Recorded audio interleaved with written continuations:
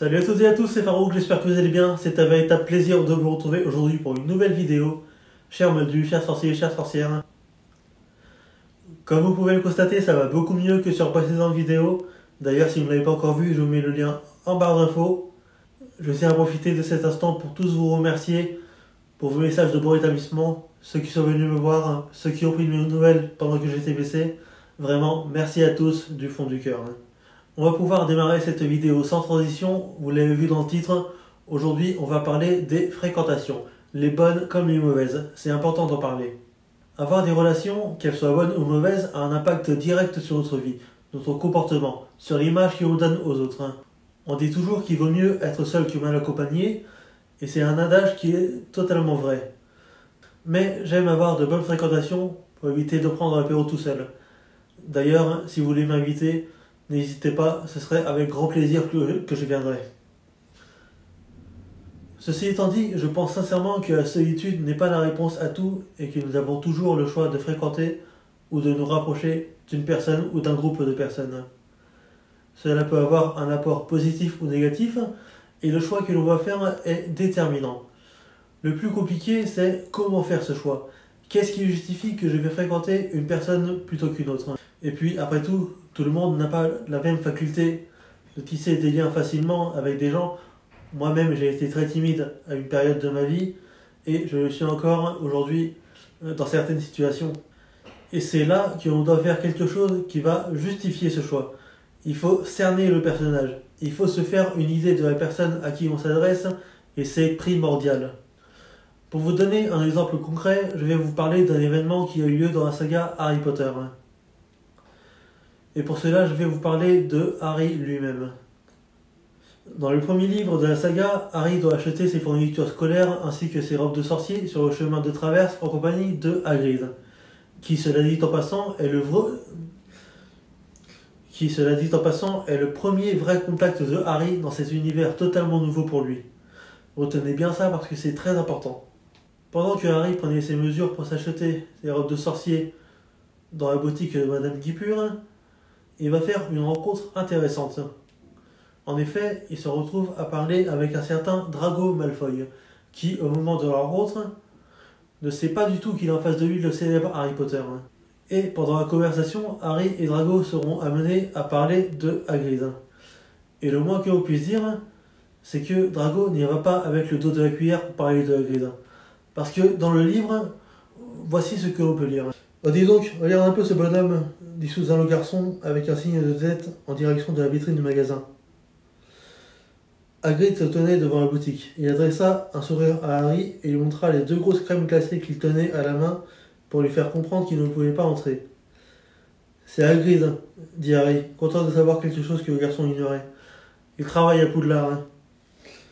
Ah oui, j'en ai entendu parler. C'est une sorte de domestique, non? Il est garde-chasse, précisa Harry, qui éprouvait de plus en plus d'antipathie pour ce garçon.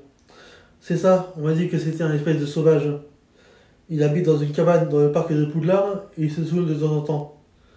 Quand il est ivre, il essaye de faire des tours de magie et finit toujours par mettre le feu à son lit.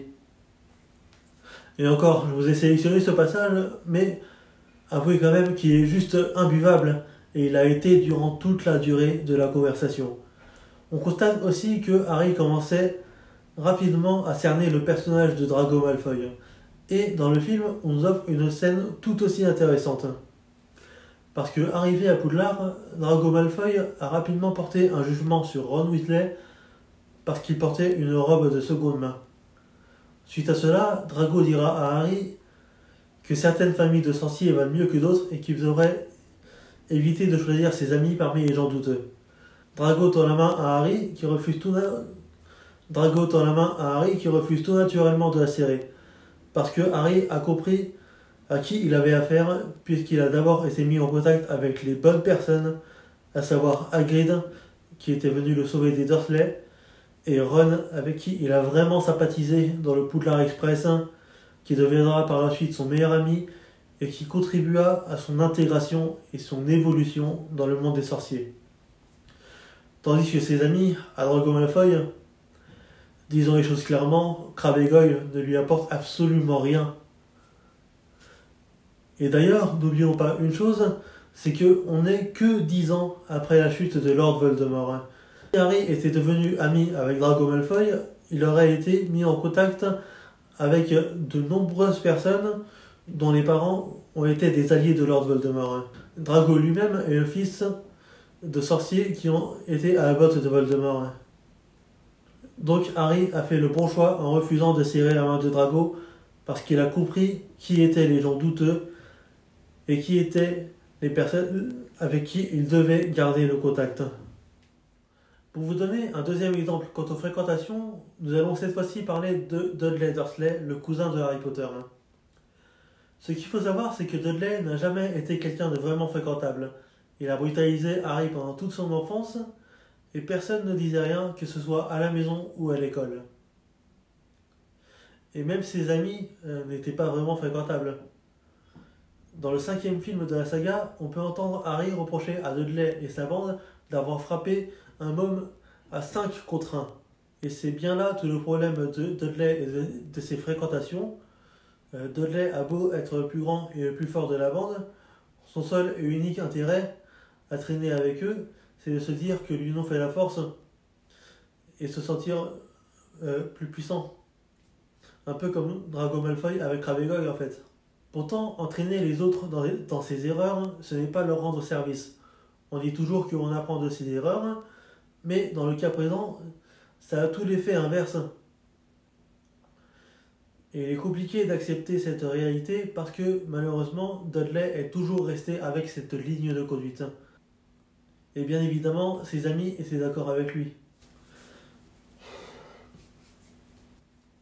Mais cela ne lui a absolument rien apporté et il a fallu un électrochoc pour qu'il comprenne ses erreurs. Et cet électrochoc, il n'est pas venu de ses amis, mais il est bien venu de Harry Potter lui-même. Pour le troisième exemple, je vais vous parler des maraudeurs. Remus Lupin, Peter Pettigrew, Sirius Black et James Potter. Les maraudeurs ont une histoire que je trouve fascinante. Tout commence lorsque James et Sirius se sont rendus compte que Remus disparaissait à chaque pleine lune. Après avoir compris que Remus était un loup-garou, James et Sirius ont décidé de garder le secret et c'est tout à leur honneur. Mieux encore, ils ont décidé d'acquérir la compétence de se changer en animal pour rendre moins pénibles les transformations de Remus. Mais parmi tout ce beau monde, il y avait un certain Peter Pettigrew, qui suivait James et Sirius comme leur ombre. Réputé plus faible, il s'est rapidement lié d'amitié avec James et Sirius, qu'il admirait pour leur popularité et leur talent. Et il sera lui aussi un animagus au même rythme que James et Sirius. Pour quelqu'un qui avait l'air d'être très faible comparé à ses amis, c'est déjà très flatteur pour lui. Sa faculté à se transformer en rat lui sera très utile pour permettre d'immobiliser le seul cogneur qui permet de protéger l'accès au refuge de Remus Lupin lors de ses transformations. Il a toujours gardé le secret quant à la nature de Remus Lupin, tout porté à croire que c'était un ami fidèle et qu'il ne trahirait personne. Mais malheureusement, être ami avec certaines personnes n'exclut jamais les risques de trahison, car en 1981, Peter, qui était le gardien du secret qui protégeait les Potter, trahira ses amis en les livrant à Lord Voldemort. La suite, on la connaît, Lily et James Potter sont tués par Lord Voldemort, et alors que Sirius Black tentera de confronter